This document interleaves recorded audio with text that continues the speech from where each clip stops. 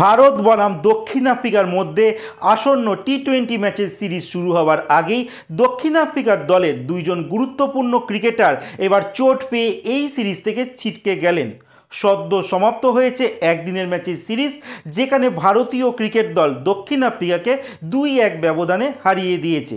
আর এই একদিনের সিরিজে আমরা দেখেছিলাম দক্ষিণ আফ্রিকার দলের দুইজন গুরুত্বপূর্ণ ক্রিকেটারের চোট লেগেছিল, যেখানে দ্বিতীয় একদিনের ম্যাচে চোট লেগেছিল তাদের বিধ্বংসী বাঁহাতি ক্রিকেটার যার নাম টনি ডি জর্জি, যার জন্য তিনি তৃতীয় ম্যাচ খেলতে পারেননি। এছাড়া তৃতীয় ম্যাচে খেলতে পারেন না তাদের বাঁহাতি পেসার নান্দ্রে বার্গার, যার জন্য দক্ষিণ আফ্রিকা ক্রিকেট দল তৃতীয় একদিনের ম্যাচে এই দুই গুরুত্বপূর্ণ ক্রিকেটারকে তাদের দলে পায়নি। এবার একদিনের সিরিজের পর আসন্ন শুরু হতে চলেছে টি-20 ম্যাচের সিরিজ, যেখানে 5খানা টি-20 ম্যাচ খেলা হবে।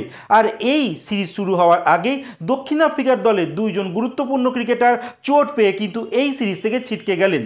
একজন হচ্ছে টনি ডি জর্জি, যিনি দ্বিতীয় একদিনের ম্যাচে চোট পেয়েছিলেন, তারপরেই কিন্তু তিনি দেশে ফিরে যান, যার জন্য তিনি টি-20 ম্যাচের সিরিজ খেলতে পারবেন না।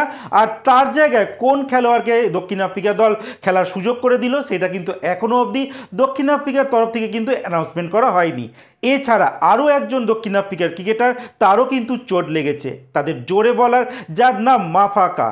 এই নতুন ইয়াং ট্যালেন্টেড বলার রিসেন্ট টাইমে কিন্তু দক্ষিণ আফ্রিকার দলের হয়ে দারুণ পারফরমেন্স করেছে, আর এই খেলোয়াড়েরও কিন্তু চোট লেগেছে, যার জন্য এই সিরিজ থেকে এই মাফাকাও ছিটকে গেছে।